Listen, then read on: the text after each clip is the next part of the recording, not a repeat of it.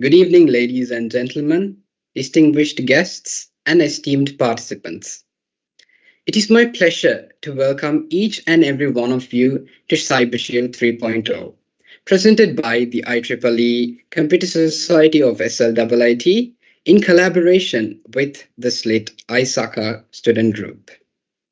We are thrilled to have you join us for this exciting virtual workshop series aimed at nurturing the passion for problem solving, critical thinking, and collaboration among school and university students. This event spans 3 days, with today marking the commencement of our journey into the world of cybersecurity. We believe that knowledge is the most powerful tool we possess.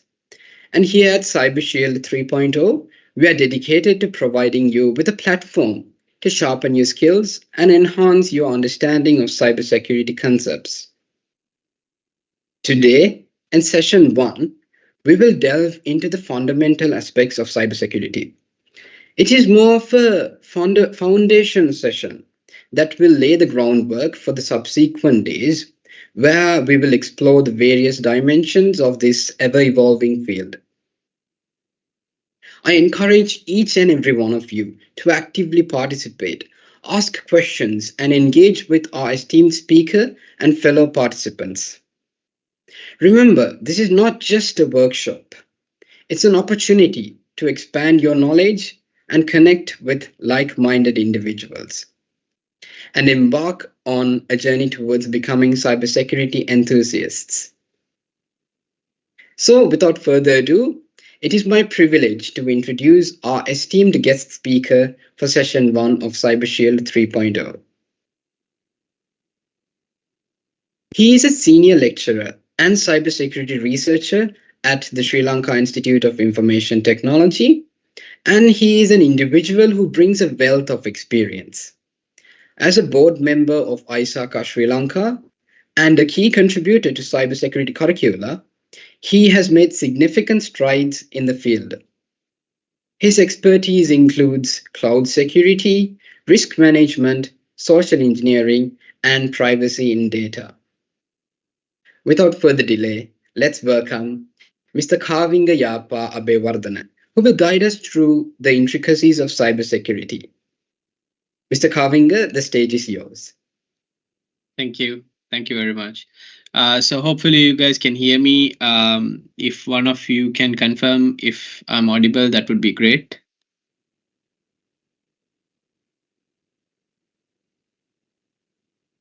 Yes, sir, you're audible. You can go ahead. Thank you. All right, thank you very much. Thanks for that beautiful introduction. So let me first of all thank the IEEE SLIIT team for inviting me to this introductory session on cybersecurity. And it's actually my second time around with IEEE CyberShield. So CyberShield 2.0 also, I think I had a session with you guys. Probably this is a new audience.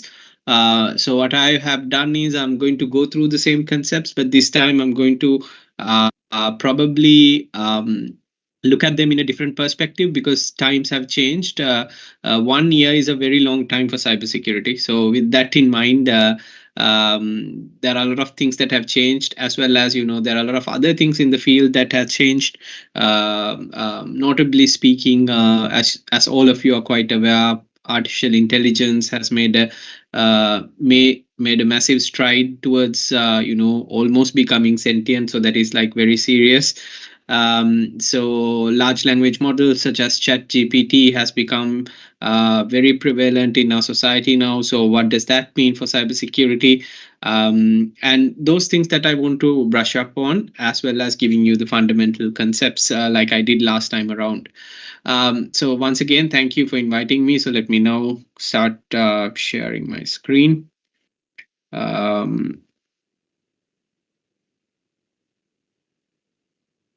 So today what I will do is I have a certain agenda that I have planned. So hopefully I'll have enough time to go through all of them. And I will also touch upon the new trends in cybersecurity. and so that it gives you a rough idea about the different career pathways. Because there is a misconception in the industry, misconception among students who think that then you need to have a cybersecurity degree to be experts in the field. That is not true. Although having a degree would be an advantage, it doesn't mean that is the only pathway. So there are many other pathways that I want to talk about towards the end of this session. So with that in mind, I have couple of things that I want to cover, but mainly the agenda is like this. We'll start with the basics. What is cybersecurity? And then we also want to know why it is important. So awareness is a different question that we want to answer. And I will try to cover the concepts of various threats by looking at the landscape. We call it the threat landscape. So basically, I will touch upon different vectors of attacks, different types of attacks, whether it is a domestic user or whether it is a corporate environment. There are various types of attacks that we have to consider. So I will cover those things under this threat category. And then I will also touch upon the types of hackers, because this is the most popular word that among the youth. So the word hacker, especially if you think about the Hollywood cinema and all these, TV shows and things like that, the word hacker comes up quite a lot. So that builds up your enthusiasm. So let's delve into the concepts of the types of hackers. And then I will also touch upon some cybersecurity trends that are upcoming, especially looking into the future. And I will also try to give you a brief sort of like a guiding light on what sort of a career professional that you would like to be. Depending on that, what kind of job opportunities are there and how to maybe gather the necessary knowledge that you might need to get into that field. And I know there can be two types of participants here who are just enthusiastic about cybersecurity and they will continue to be in a different field. And there are another type of students who might be interested in cybersecurity, but would also like to pursue a career on cybersecurity as well. So that's why I want to touch up on these two things towards the end of the session. So without further delaying, let me just very quickly jump into the concepts of cybersecurity. And the word cyber could mean a lot of things, right? But if I want to simply put a generic description to the term cyber, this includes everything that you deal with on a daily basis. So that includes your data, your information, and how that data is sent across the network to a different network. So that is the concept of internet, of course. So we are talking about networks. And in order to use the networks, we need programs on both ends, whether it is a client server architecture or whether it is a peer-to-peer architecture, you need two applications on both ends, right? So this application is also part of this concept of cyber. So cyber covers literally everything that allows us to communicate with different locations. So this term cybersecurity comes from the fact that we are trying to protect those parts of the system, right? So those parts of the system includes the databases, database applications, operating system, networking. So networking includes routers, switches, firewalls, all these elements, and then the programs, whether it is your WhatsApp or whether it is your Facebook app, it doesn't matter.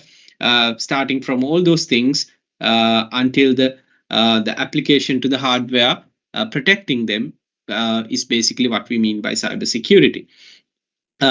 So there are usually there's a reason why we need security, right? So I mean, if you think about a house, there is a reason why you put a gate. There's a reason why you put a lock. That's because, of course, there can be attacks. So the types of attacks that are applicable in the cyber domain includes people trying to access your data, people trying to access your applications, people trying to change your applications, people trying to change your data. Similarly, maybe delete data or delete applications. So there are various elements that can happen as a part of an attack, right? And it might, if you think about a company, this type of an attack might completely shut down your business or maybe temporarily shut down your business. So there are various reasons why attacks happen, but either way, all the areas of security can be categorized into three main areas, right? So whatever that we are trying to do, whatever that we are trying to protect, can always be categorized into three main areas. Why are we doing it? Depends on three concepts. So why are we protecting something? Depends on three simple ideas. Idea number one is when we want to protect our data from others, from the access of other people. So for example, if you have a certain private information or data that you want to protect and you don't want others to see, any mechanism that we introduce to implement that is called confidentiality. Right? So confidentiality is basically another word for privacy. Right? It's another word for privacy. One of the most basic examples of a piece of data that we would like 100% confidentiality is our password.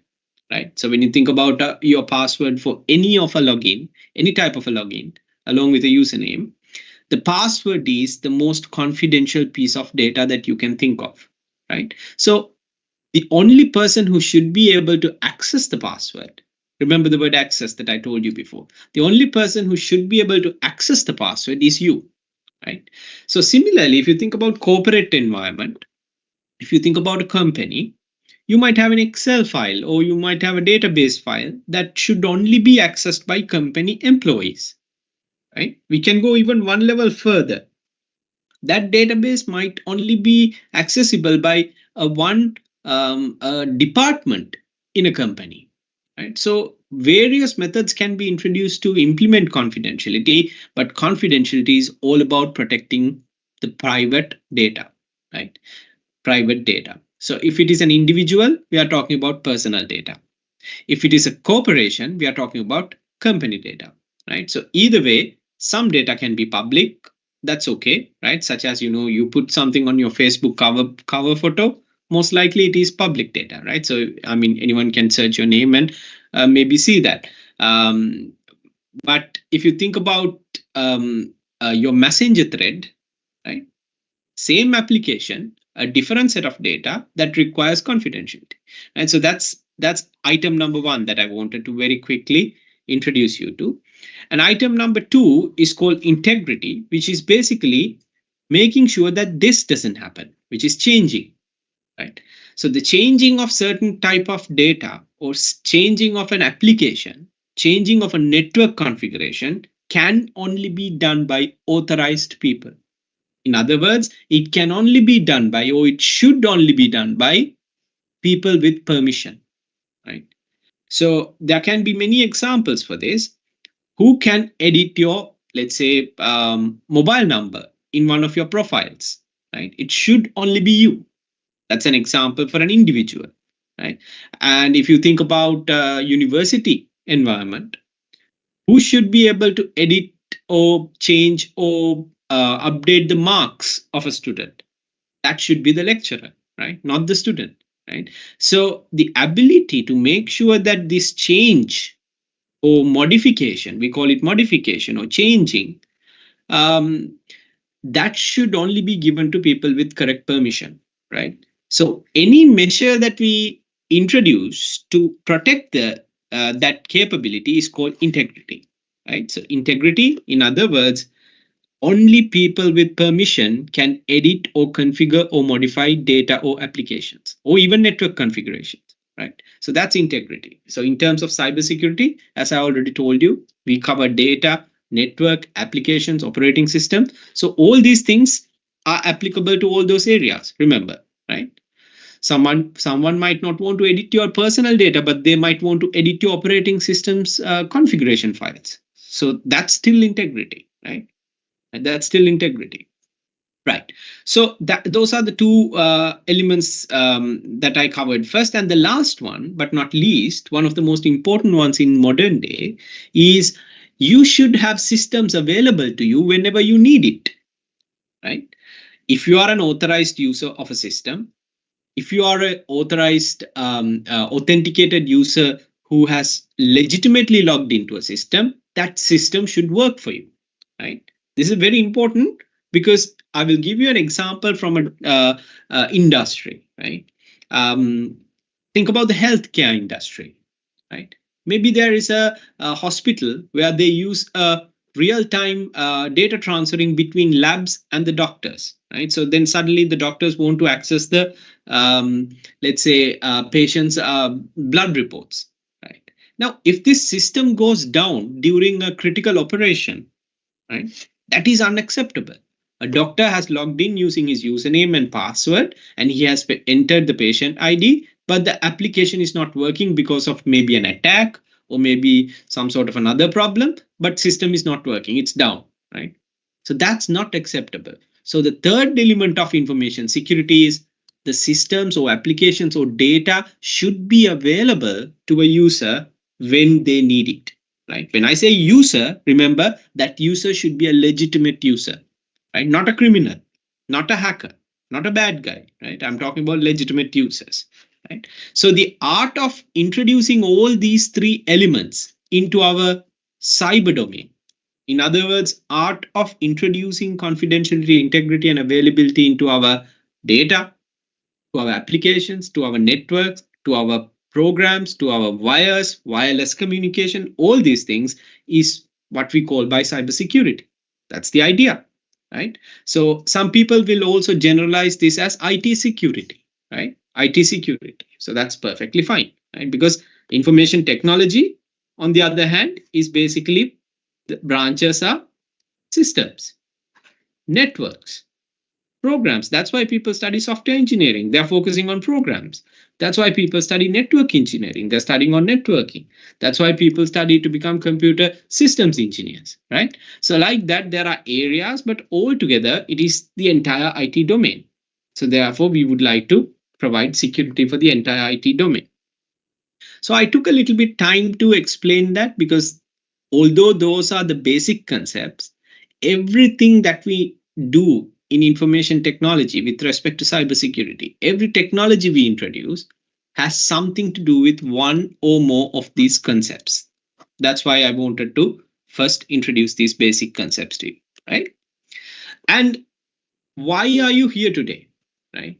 One reason is because you might, of course, as I said, the first thing, which is you might want to pursue a career path on cybersecurity. And the other reason is because you might feel like it is one of the most interesting and important topics. I might not work in that industry, but I need to be aware of it, right? So why do you need to be aware of it? Because threats are increasing.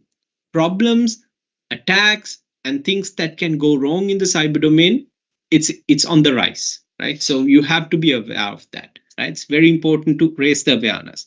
Maybe it's not for you. Maybe that you are planning to teach somebody else. Maybe you are planning to teach your parents how to use their mobile phone, for an example, right? So raising awareness is a very important part. As I already told you, cybercrime is a growing trend.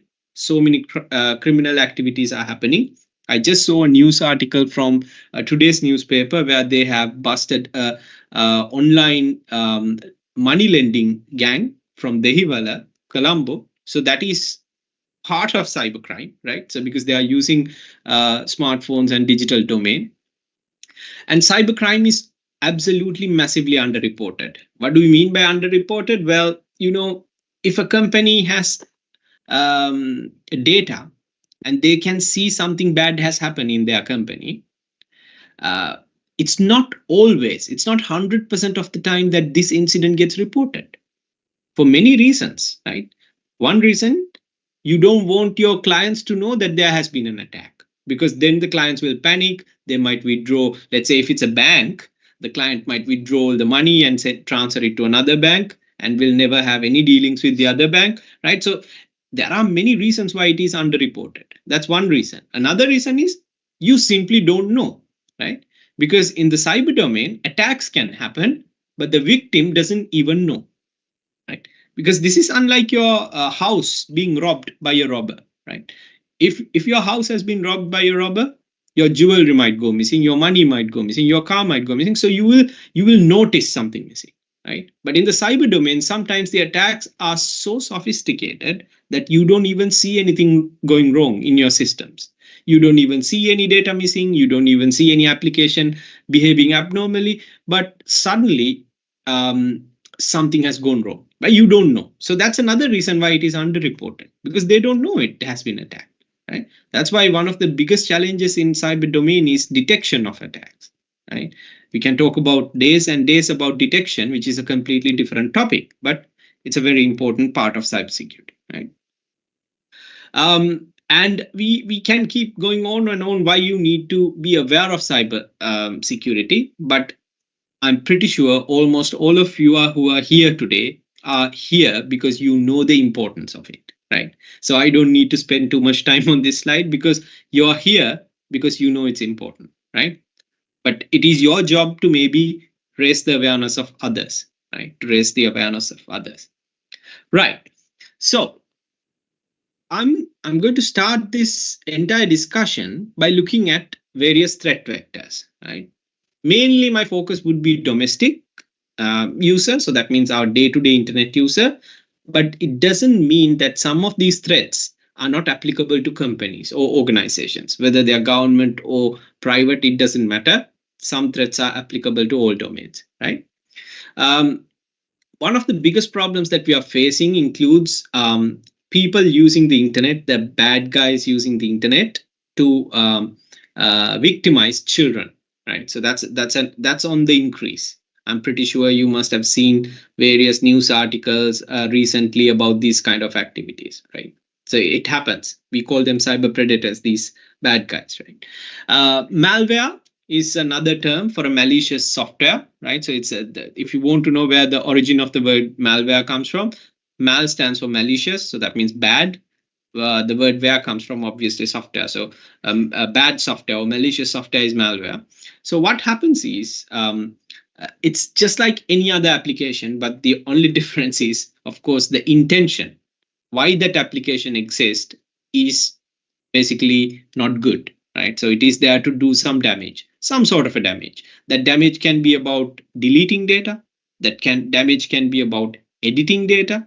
That damage can be about stealing that data, right? So various factors can come into play. So malwares have various different types, such as Trojan horse, worms, and various other categories, which I don't have time to go through today. But of course, that's another element, right? And advertisements, malicious advertisements, once again, this is also a part of most of you guys have experienced this when you're watching something online. These advertisement pops up. Sometimes these advertisements are actually not malicious, but sometimes they are malicious. So when I say malicious, what happens is it can lead you to a malware, right? If you click on these advertisement, and sometimes it can lead you to a malware, or it might lead you to something like this, or it might even lead you to some sort of an identity theft attack, right? So identity theft attack means people trying to steal your digital identity, right? Because it's the internet, nobody sees anybody, you don't see faces, it's a set of ones and zeros going from a wire to wire or even wireless, right? So therefore, all someone else need to do is steal my username and password, and they can become me, right? All the other person needs to do is steal my username, password, maybe even my credit card information. Then that person is me, right? So this is what we call the identity theft, right? This is very, very common around the world, especially among the elderly generation as well as younger generation, right? Probably not you guys as per se and the middle age. It is with the elderly as well as among children, highly likely to be attacked by identity theft attacks, right? And online gaming, of course, we know, right? So I don't want to explain those things. I hope all of you are aware. And then phishing attacks. This is basically a type of attack that usually comes through emails. Nowadays, very popularly coming through SMSs, WhatsApp messages, right? So whenever it comes to SMSs, we call it smishing, right? We call that smishing because it's coming through SMS. But either way, because it's a smart device, your phone, now you can be lured into click on something, right? So it's basically the starting point of much more serious attacks. Phishing is like the first point of the attack, right? It sounds like phishing, right? although it is spelled differently, it also sounds like phishing. It's exactly the same idea. That's the first point of being attacked. Right? So you will receive a fake email saying maybe you have won a lottery or maybe you have won a phone. Click here, do that, fill these details, and we will send you the phone. These are part of what we call phishing campaigns, right? And sometimes phishing can be very, very serious, especially when you dive into spear phishing. Spear phishing is when some attacker try to personally attack you. So that means the email will even address to your name. It will even talk about things you like. It will even know your address, right? Because they have done the necessary research and background work to make that email look really, really serious and really genuine. So that's called spear phishing, right? So that's a problem. And then more frequently for companies, now I have circled these 4 categories. Companies are much more targeted with these areas, right? One common area of attack is denial of service attacks, especially DDoS attacks or distributed denial of service attacks. The idea behind DDoS attacks is to simply bring down servers, right? Bring down means make them unavailable, right? Send some sort of an attack where the servers become unavailable, right? Usually we do this through concepts called flooding, right? So you know what happens to a road when it's flooded? It becomes unusable, right? So similarly, internet is made up of roads, right? These are wires and fiber cables and sometimes wireless. So what we do is we flood these roads of the internet with traffic, right? So this can be simple network traffic or maybe much more sophisticated, complicated packet structures. It doesn't matter.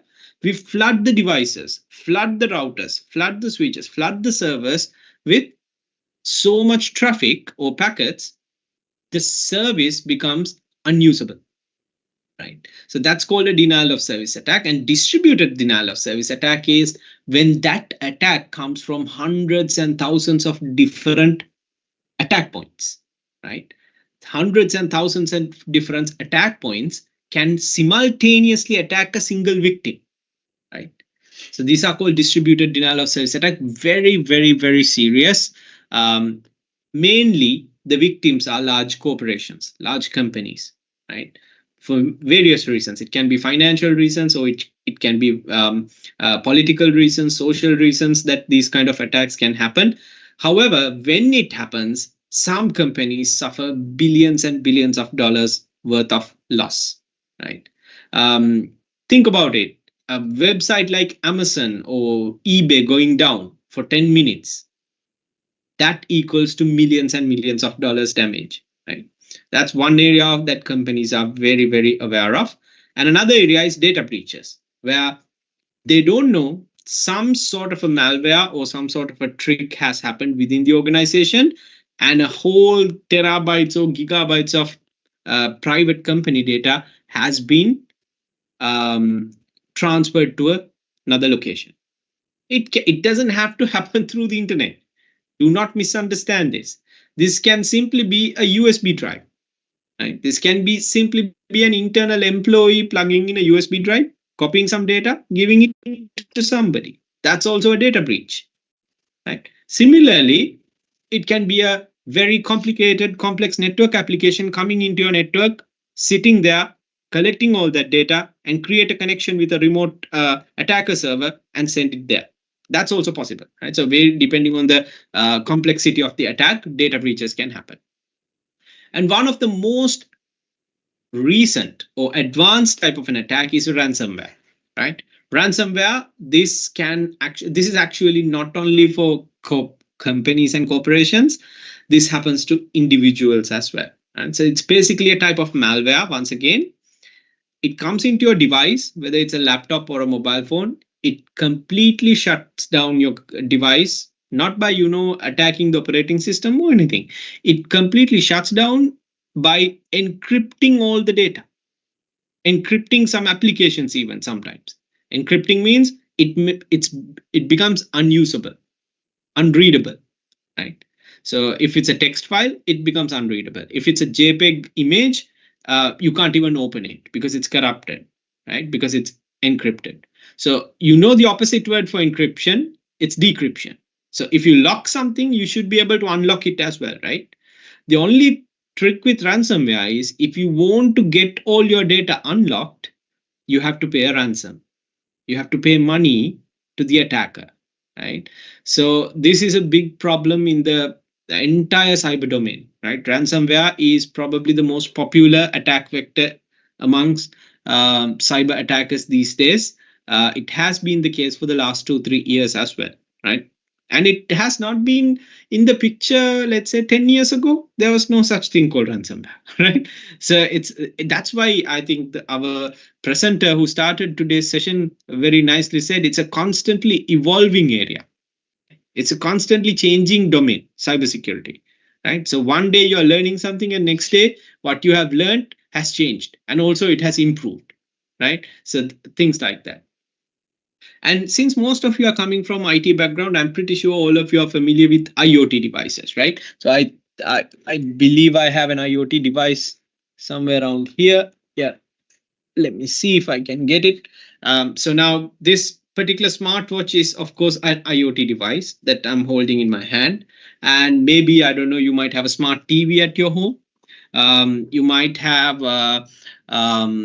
maybe an Alexa, which is a smart speaker. So any device that you add the term smart in front of it, including your cars, right, including your vehicles, it becomes an entry point to an attacker. It becomes an entry point to an attacker where attacker can now get in. Now the problem with these small devices, now think about this small wristwatch, right? This is a smartwatch. How much security mechanisms can we install here?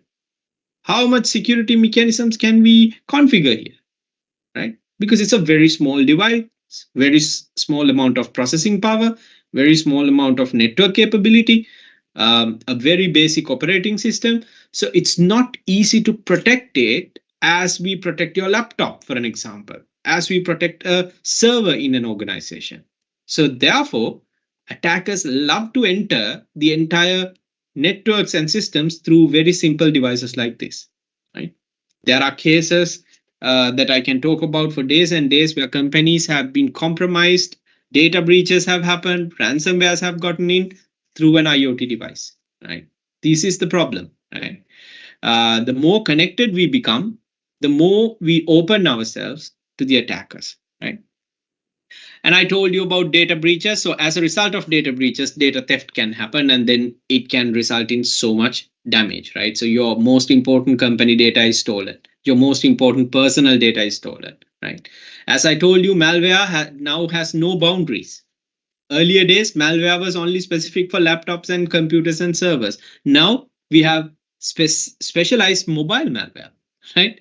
So that's a big problem, right? And social media messaging threads now can be completely spammed, right? And then your webcams become a big area of input for attackers. It's called camfecting, right? Or as webcam hacking.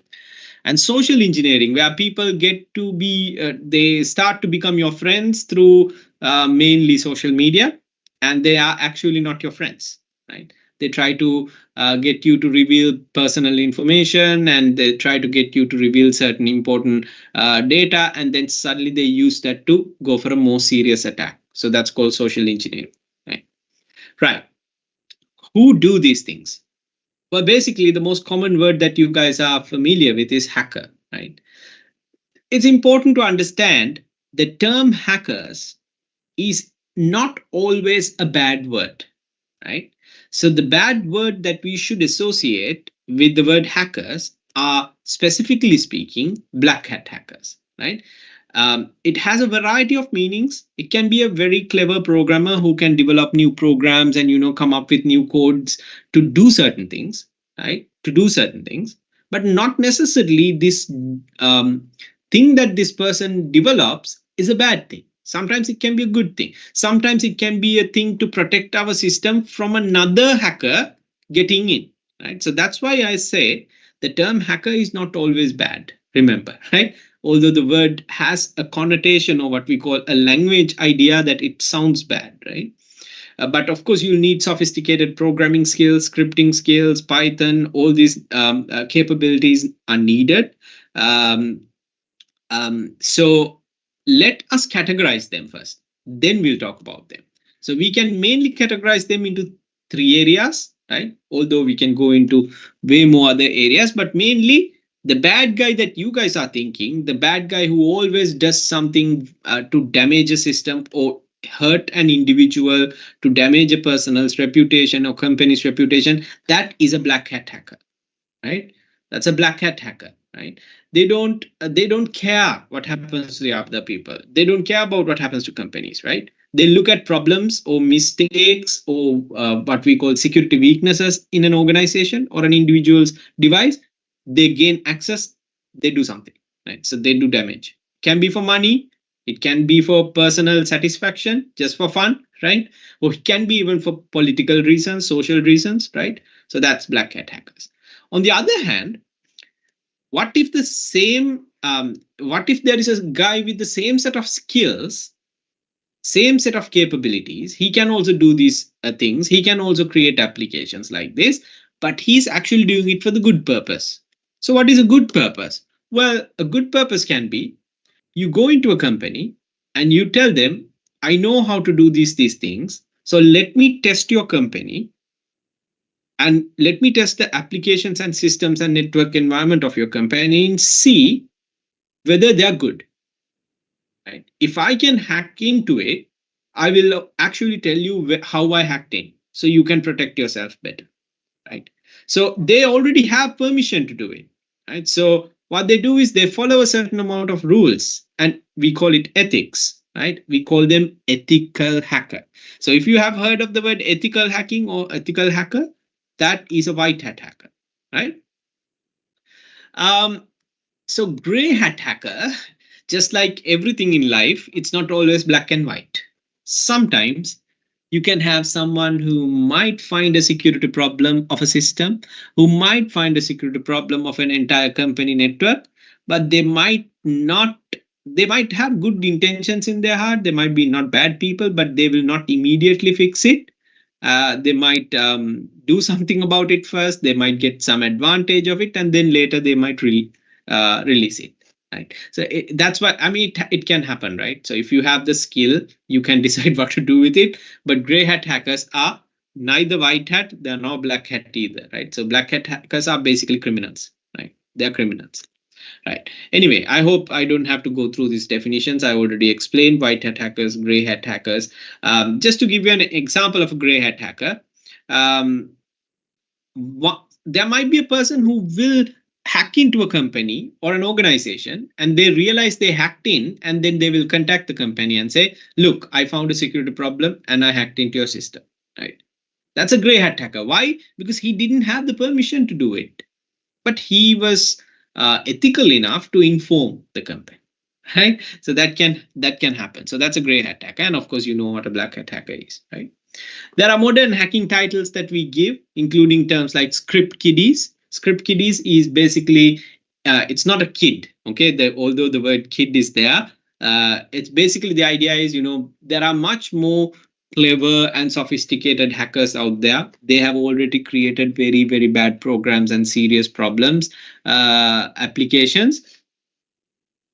All you need to do is find out the correct program, find out a victim, and you run it. So you don't develop any bad application. You don't need any programming skills or anything. That has already been done by a very complex hacker. You just use that, and you find your victim, and you direct the attack. So those are script kiddies. And then there is another type of attackers who are actually what we call vulnerability brokers. Their focus is they find out what are the weaknesses, what are the vulnerabilities or problems in certain systems, and they find a big problem in a certain company system or a network, and they sell this problem to others, right? So they sell this problem to others. They say, if you give me $500, I will give you how to access to this company's this particular server. That's a vulnerability broker, right? And of course, we talked about cyber criminals, the black hat hackers, and hacktivists is another title that we give to people who hack into systems, whether it's a website or a database or whatever, not for personal reasons, not for personal gain, but for political reasons or social reasons, right? Maybe it has something to do with political parties.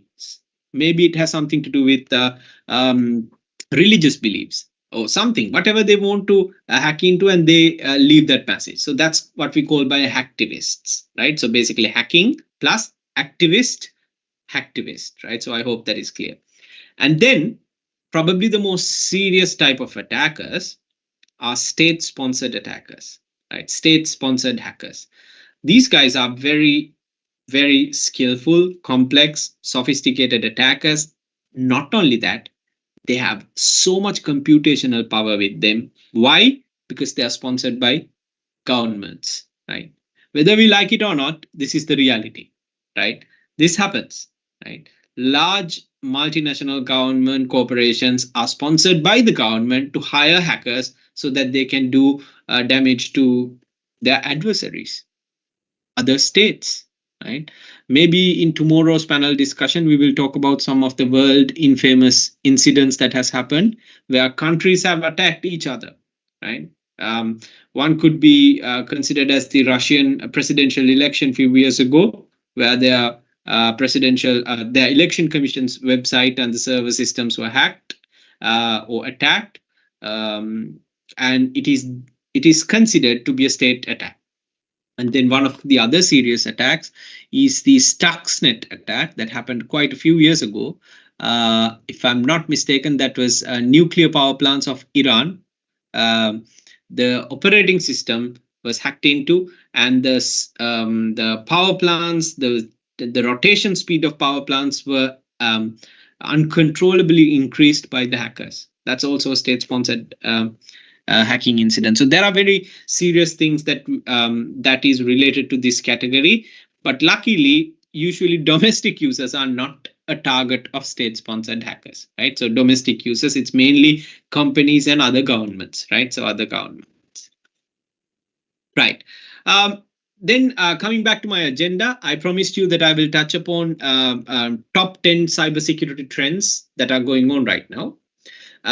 You can attribute the very first to COVID-19, right? So COVID-19 happened and a lot of us changed the way we work. Most of us had to work from home. 99% of us started using our laptops and mobile phones to do our work. And the problem with doing that is it increases the attack possibility. Why? Because before I was in the office, I was using the office company, I was using the office network, I was protected by the office firewall, the office security mechanisms are there, my office IT professionals know how to protect it with certain mechanisms, all those security mechanisms are there. But when I go home and I connect to my 4G router or SLT fiber router, I'm all alone, right? I'm all alone, my device is all alone, and you never know what can happen. So one of the biggest problems around the world right now comes from this working from home concept or remote working cybersecurity problems, right? And I already talked to you about Internet of Things, right? Like the smartwatches. I already told you about rise of ransomware. These are the top 10 trends right now, okay?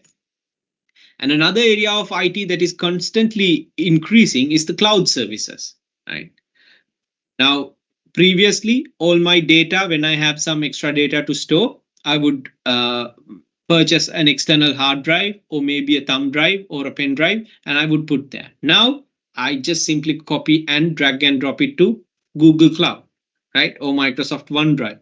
So that's because I have storage space in the cloud now. And now I can use, I don't even have to purchase a new computer. If I want more processing power, I can purchase a virtual computer, right? All I need is a monitor, mouse, and a keyboard. My virtual computer is with Amazon, right? So cloud services, it's increasing in a rapid rate, right? Whether it is for education, whether it is for research, whether it is for company work, it doesn't matter. Various industries are using cloud services. This can include applications, operating systems, hardware, All these things are now available in the cloud. All you have to do is pay the money, get the system, and it's there for you, right? So because of that, security problems are also increasing. Now I don't have control of anything. If I'm using a cloud system, I don't have any control. All the control is with Amazon. All the control is with Google Cloud, right? So I have to also make sure that my connection to Google Cloud is also now secure. Otherwise, I will be in trouble, right? Otherwise, my entire system might be in trouble. Right? And social engineering, I already told you, that is basically making sure, because of our technical security also improving, now the attackers are more focusing on trying to attack the human being, right? Trying to attack the human being means trying to attack the human being's psychology, right? Maybe by showing something, maybe by trying to blackmail them, or maybe by trying to tell them, your company has not treated you well, why don't you come and join our company? But before that, can you copy this data, right? Things like that. So social engineering is basically trying to exploit the human weaknesses, right? Human nature. So that's also increasing at a very rapid rate. And data privacy is becoming very, very serious, right? Now, this as a country, we should also be proud. Now, 2022 September, we passed our first legislation in the country related to data privacy. Now, Sri Lanka has its own data protection regulation, which gives every citizen in the country a set of rights, a set of things that their data can, what other people can do with your personal data, right? So this is very, very good progress, right? So this has happened around the world already. The very first place to start this data privacy laws were European Union, and then other Western countries, and of course Asian countries, and now Sri Lanka also has a data privacy law, right? So data privacy as a discipline is a increasing trend. Most of you who are here know multi-factor authentication. I'm pretty sure you are aware of what multi-factor authentication is. This is basically trying to improve the authentication systems, trying to improve our login systems. So username, password is not enough. When you want to log into something, you might now have to, approve the login from your phone, or maybe approve the login through an email, right? Through an OTP. Right, so that's what we call multi-factor. So there is a lot of increasing trends on multi-factor solutions, right? And I told you at the very beginning, the continuous rise of artificial intelligence is also becoming a bit of a problem for cybersecurity, right? Although at the moment, if you go and ask ChatGPT to generate you a script to hack into a computer, ChatGPT will not do that for you, because currently it's been configured to be ethical, right? However, that does not mean ChatGPT doesn't know how to generate it, because it's a large language model. So obviously it has access and past access to various types of resources. When I say programs, literally all the programs that have been written in the world that are publicly available will have been learned and studied by the LLMs, or large language models. So obviously they know how to write a script to hack into a Windows, let's say XP operating system, right? Because it's outdated. But it will not currently do it for you, because they have configured it in a way that they won't give you those kind of things. But what happens when an artificial intelligence system is made public, where people can get access to these things, right? Then how quickly we have to adjust to these things, right? How quickly we have to make sure our security is ahead of that. So it's becoming a big problem, right? AI is becoming a problem. And another continuous rising area of security is mobile cybersecurity, right? Because at the end of the day, 90% of our day-to-day activities are now done through our mobile phones, right? So that's another problem. Automotive hacking. Our vehicles are now mobile devices, basically, right? So if you think about certain types of vehicles and brands, now they come with basically a computer integrated, right? There's a computer integrated that can do navigation, that can do, let's say, traffic prediction, and look at the traffic to make decisions, to suggest decisions, and even talk to your home network, send messages to your home network, things like that. So it has now become a computer, and therefore hacking has become a possibility into the vehicle. Right? So there are various examples in the internet. You can have a look at YouTube how this automotive hacking can happen, and it's very, very serious, right? So I think I don't have to go through individual slides one by one. All of us are aware of remote working. I already told you about IoT hacking, right? So just to give you a statistic-wise idea, in 2000 by 2026, the world is expecting 64 billion IoT devices, right? So imagine 64 billion possibilities for attackers if those devices are not properly secure, right? So that's a very, very serious concern. We call this the cyber attack surface. The cyber attack surface is increasing rapidly. Attackers have so many vectors that they can come in, right? As I already told you, IoT devices have fewer processing and storage capabilities, so they can't have the perfect security, right? Right? It's like you can't put a gate to protect a sandcastle, right? So you have built a sandcastle on the beach. You cannot go and put a gate around it because even a small wind can come and destroy the sandcastle. So like that, that's the problem we have, right?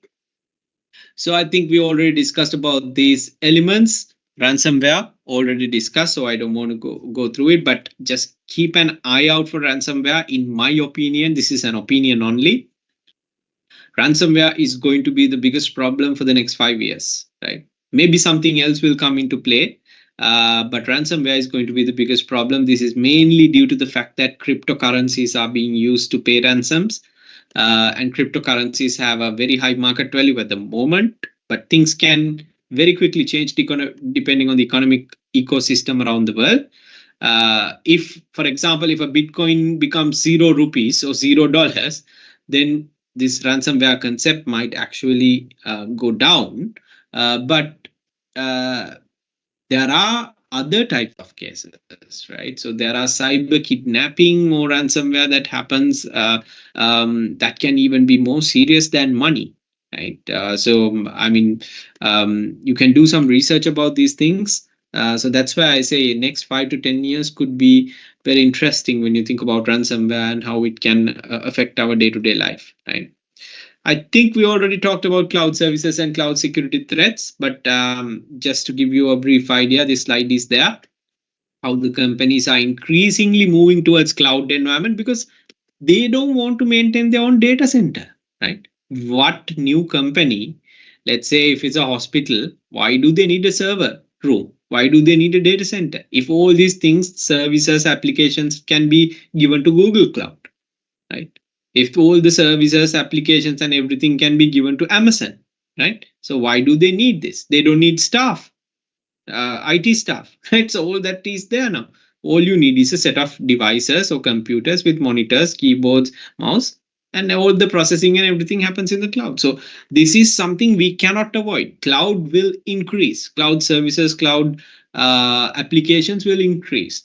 Therefore, cloud security is obviously going to be a problem, right? So that there are various problems that I have highlighted. And basically, if you are trusting your cloud service provider, basically you are trusting Google, you are trusting Amazon to store your data correctly, right? These are problems, right? And then imagine there's one day where you don't want Amazon services, you want to take the entire infrastructure to Google, but then Amazon says you can take it, but this settings we have will not work with Google. Then you are stuck with Amazon, right? So that kind of these are called cloud migration issues, right? So these are cloud migration issues, probably not directly related to security, but also going to be a problem in the future. I think I already told you about social engineering, right? So let's not waste too much time. And data privacy. Data privacy, with respect to data privacy, I would like to add one more thing, which is we also have to think about privacy of personal data. Because as an individual, some of the data in my life is very, very important to me, right? And some data can be used to identify me, such as my NIC number, my address, my mobile phone, right? These are what we call personally identifiable information, PIIs, right? So PIIs PIIs are nowadays given extra care, extra priority when it comes to security. Right? Why? Because of these regulations and laws around the world. Remember that, right? So now these regulations are there where people cannot do any damage to your PIIs without your permission. People cannot do any changes even. People cannot even give it to another third party without your permission. These are part of your rights now as a result of data privacy laws. Right? Multi-factor authentication, I think we already know about that, SMSs, OTPs, and all those things. We talked about AI. Yeah, we don't have to go through this. Mobile cybersecurity, of course, right? Mobile cybersecurity, as I already told you, whether it is an Android device, Apple device, it doesn't matter. Security is still a problem, especially 5G, right? So 5G technology is currently being rolled out around the world. It creates more problems. Remember, 5G, I don't have time to explain the 5G network architecture. 5G network architecture increases hundreds and thousands of new problems to the security domain, right? All these problems will have to be fixed very soon, right? So that's an area. And I already told you about vehicle hacking. This includes, even using Bluetooth and Wi-Fi sometimes to hack into vehicles. It can happen. But nowadays, you don't need Bluetooth and Wi-Fi because most vehicles are now connected to their parent companies, right? So, for example, BMW might be connected to BMW parent company through their smart integrated computer, right? Right. So let me finally touch upon what I promised you, right? Some of you who are here because you would like to become a security professional. In that perspective, education qualification always is important, right? So you can start with a BSc, right? So that's where those who are doing a BSc in cybersecurity or maybe even computer network security might actually have a head start. However, as I already told you, that's not mandatory, right? That's not mandatory. It's not the only way to start. Some people might start with a master's in cybersecurity. So they have a bachelor's degree in some different domain, but they might do a master's or a master of philosophy or a doctor of philosophy in cybersecurity. So that pathway is possible with respect to education. However, if your main focus is to not become a researcher but become a, let's say, a security professional who's hands-on and who do this configurations and find out these problems, who becomes a very good ethical hacker, that is more towards professional or industry qualifications. So if you look at Cisco has famous security and cyber ops certifications. One famous organization is ISC Squared, right? So ISC Squared, they have these certifications called CISSP and SSCP, very, very popular. And Information Systems Audit Control Association, ISACA. If you, this entire event is, I think, coordinated or collaborating event with ISACA Sri Lanka SLIIT chapter. So we at SLIIT, we have our own ISACA student group. So it's actually a world famous organization with respect to information security. They have various types of certifications. CISA is for auditing, security management, risk management, governance of enterprise IT. So various certifications are there. And of course, another very popular industry domain is EC Council, right? EC Council, and EC Council has very, very popular certifications, especially related to ethical hacking. Especially related to ethical hacking, that is called CEH, Certified Ethical Hacker Certification, right? So there are various other certifications as well. And then penetration testing certifications given by SANS Institute. And then we have GIAC certification, very, very popular in the industry, right? Especially in the Western countries, GIAC certifications are very highly thought about, right? So that's just for you to give some professional qualification pathways. So what can these pathways take you to? It depends on the type of certifications you do. Now, for example, I'll give you a quick example. I was talking about this CRISC certification or certified risk officer certificate. Well, those kind of certifications are more focused on these types of job roles. These are auditing roles, risk management, compliance, governance. 7, 8, 9, 10, all these things are non-technical cybersecurity jobs. So there are non-technical jobs as well, right? So there are, we call them GRC jobs. And GRC jobs, governance, risk management, and compliance jobs. But main focus of cybersecurity, of course, the technical domain has various types of security job roles, right? So whether you are a software developer who knows how to develop something in a highly secure environment, so basically you are a secure software developer, right? And then if you are a network administrator who's excelled your skills in network security, you are a network security administrator or network security engineer, right? Similarly, most companies, especially large scale corporations, now have a separate security center, right? So their job is to check everything that's going on in the company right now. What are our devices doing? How are our routers behaving, switches behaving? How are our computers working? How are our servers? What is their utilization right now? Is the traffic normal? All these things are done in a center called Security Operations Center. There are hundreds and hundreds of jobs that are opening in security operations centers.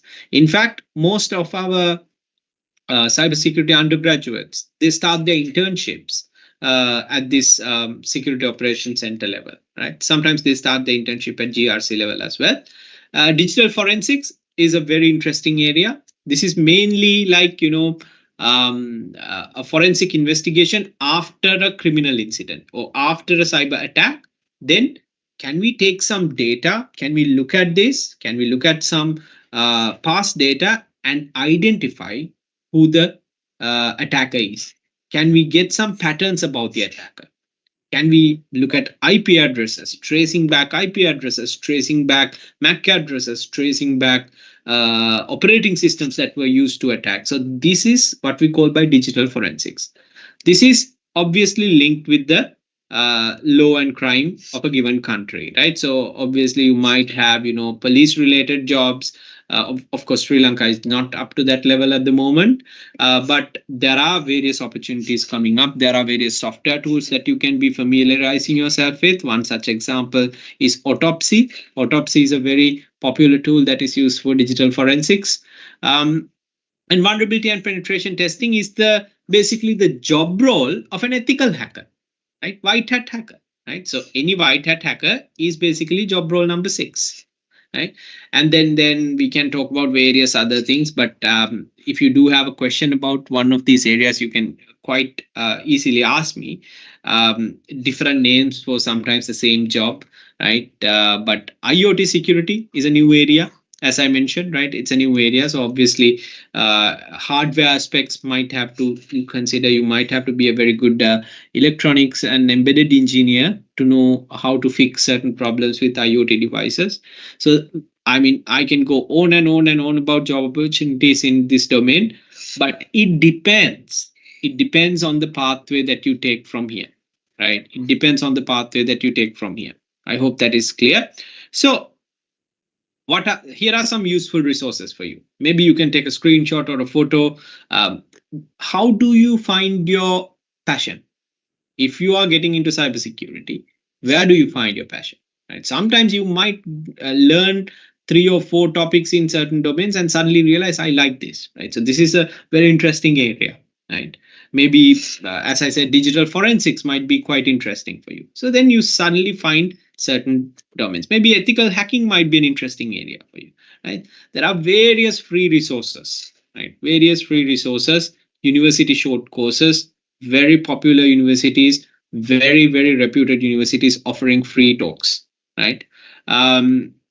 Very, very interesting TED Talks are there on cybersecurity. Ethical hacking courses are available on the offensivesecurity.com website.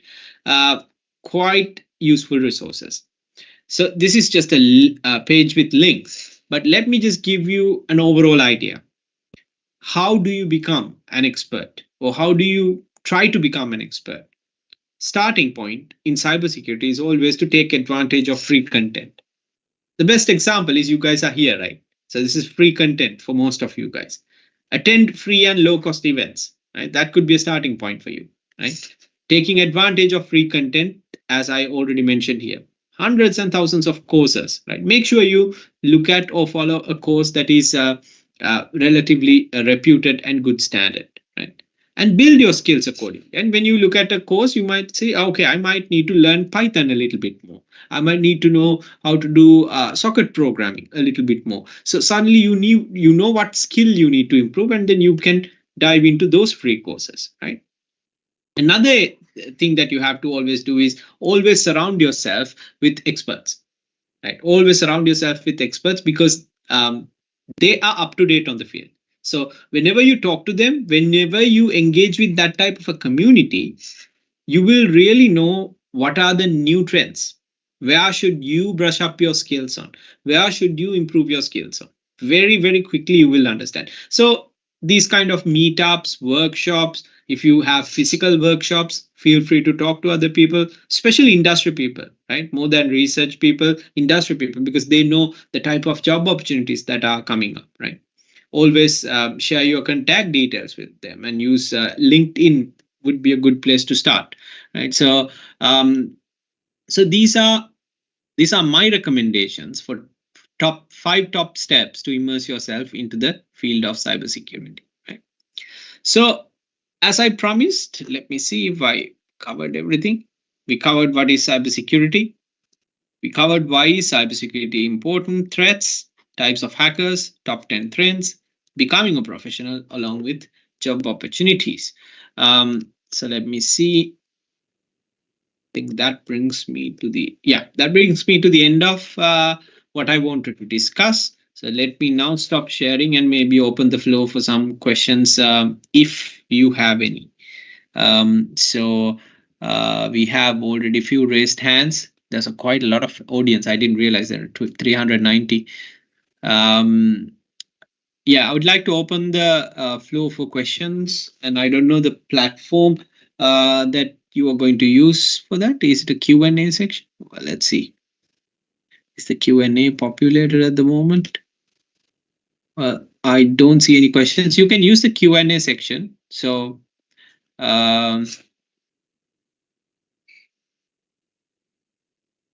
because I think this is on a sort of an event mode, you might not be able to unmute. Do we have a moderator here to do the questions? I don't know how it works.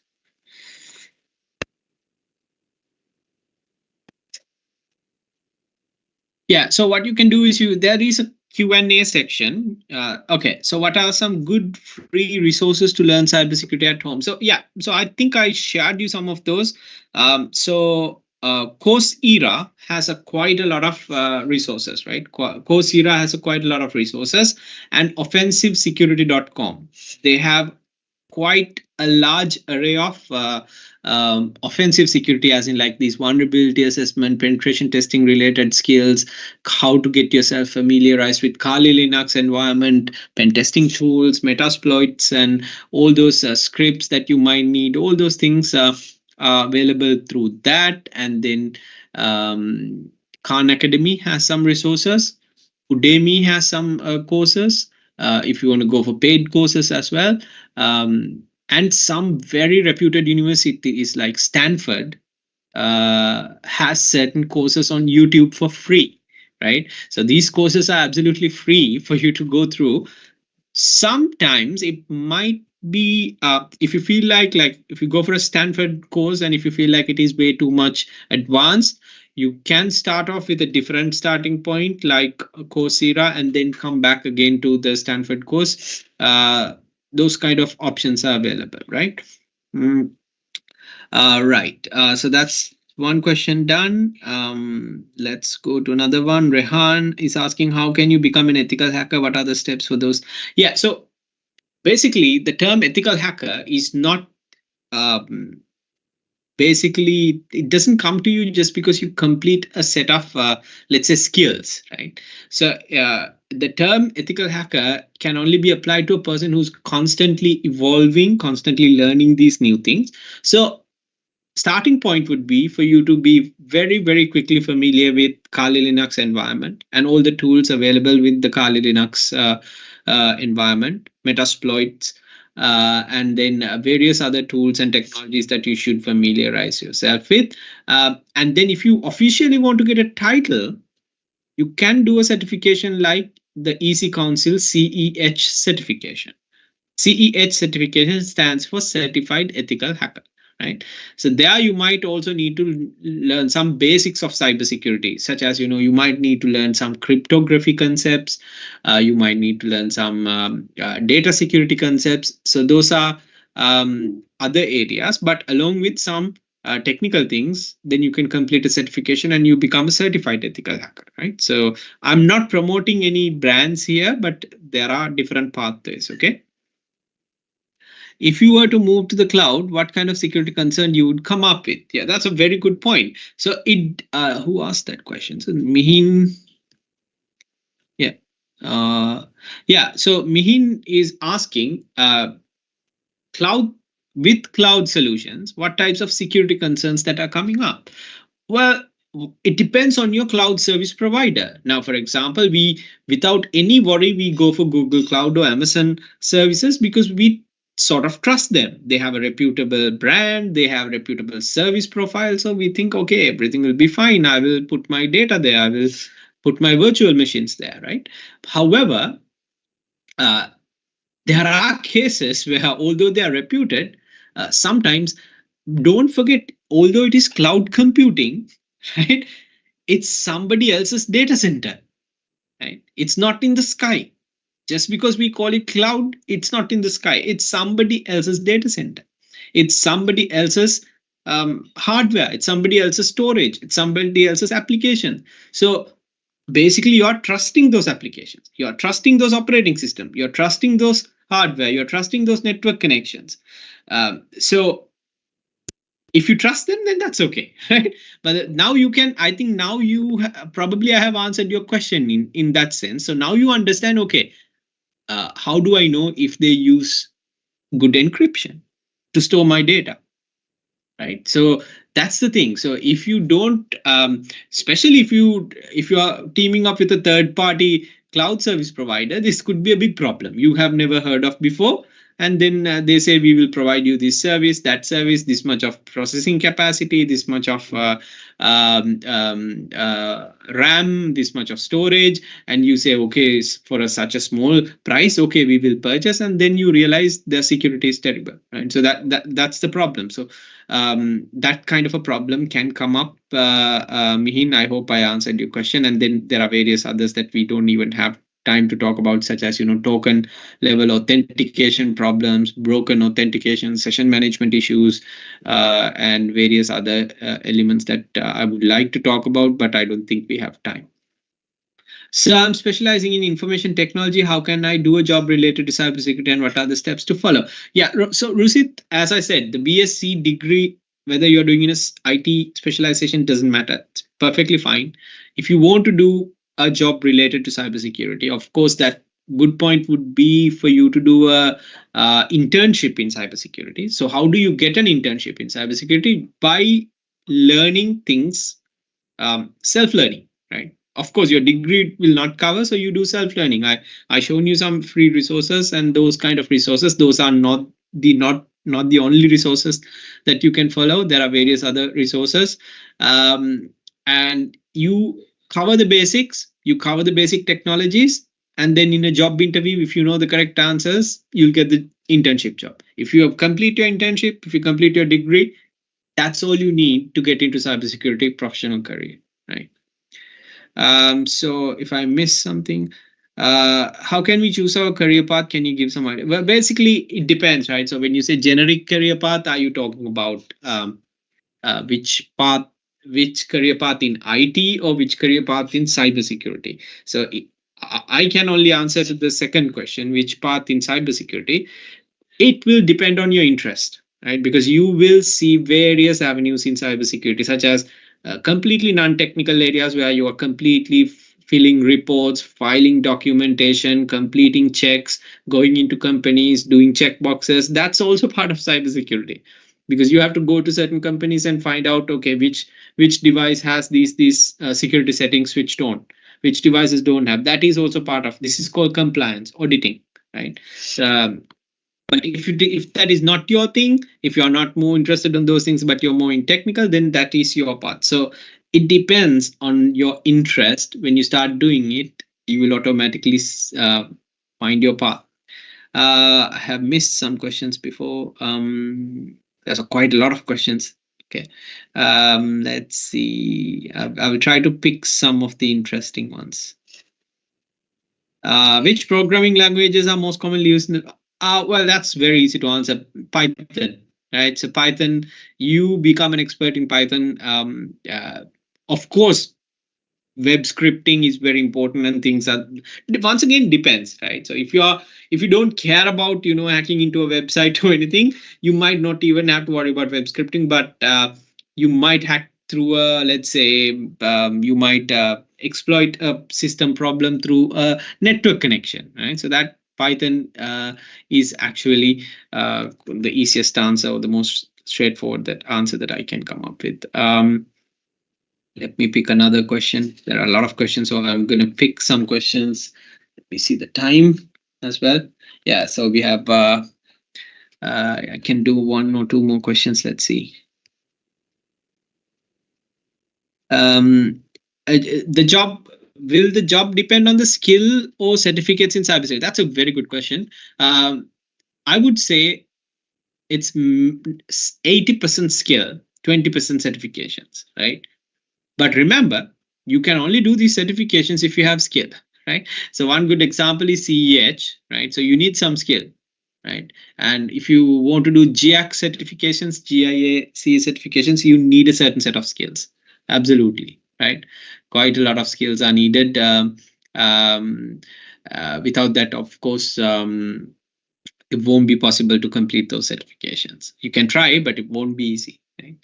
Right. I think I missed some of the questions, but I think we have run out of time. But I'm very, very glad that a lot of you had so many questions, and I hope you found the session interesting. That gave you a at least a overview into the field of cybersecurity, and maybe increased your interest in the domain. Right. And also, once again, thank you very much for the IEEE team for inviting me, as well as the ISACA SLIIT group to inviting me. And I'll see some of you guys tomorrow in the panel discussion with Dr. Harinder and Mr. Amila. And until then, take care. Right. Thank you very much.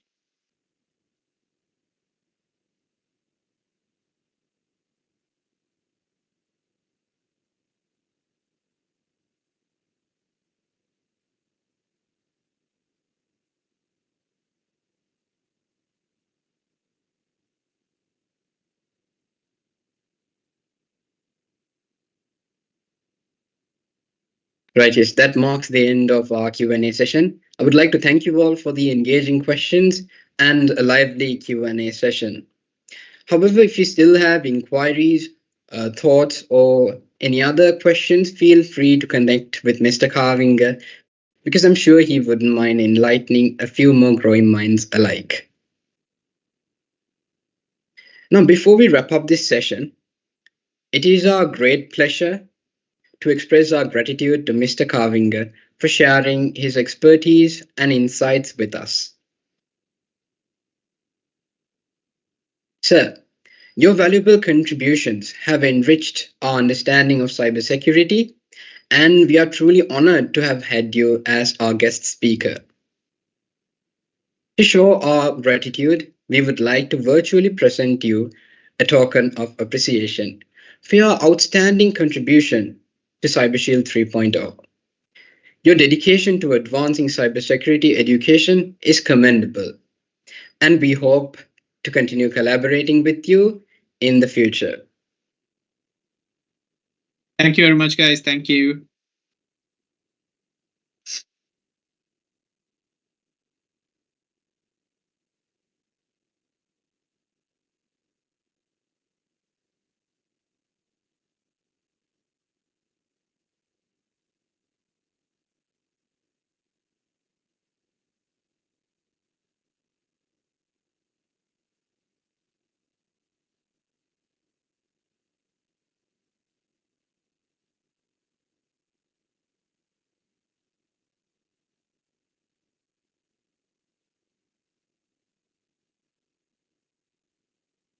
Now, ladies and gentlemen, before we conclude, here's an exciting opportunity for our school participants, or more accurately, those of you between the ages of 15 and 19. We are hosting a cybersecurity article writing competition just for you.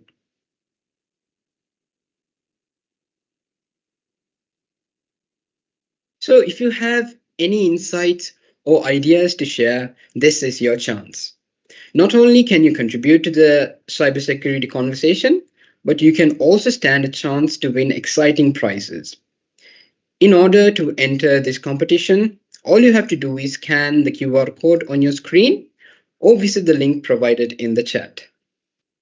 Don't miss out on this opportunity, and we'll be looking forward for your entries. So for those of you who are interested, you will now be given some time to scan the QR code or visit the link in the chat.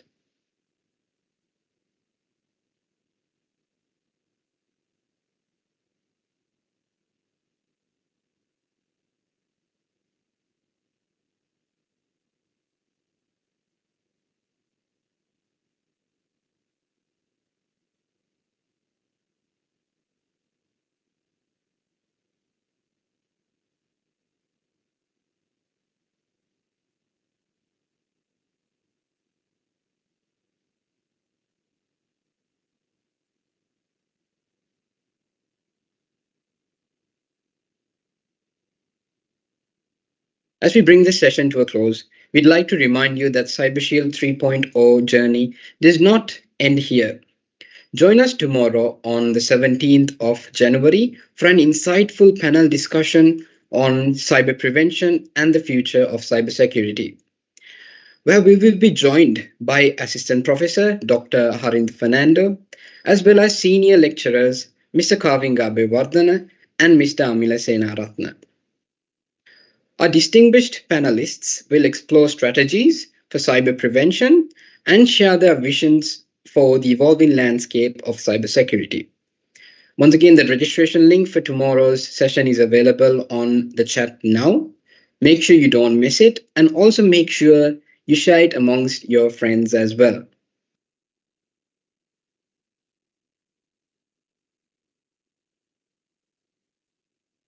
And now we have a special request. We'd love to capture a virtual moment with all of you. So if you're comfortable, please turn on your cameras so that we could create a collective snapshot of our engaging time together.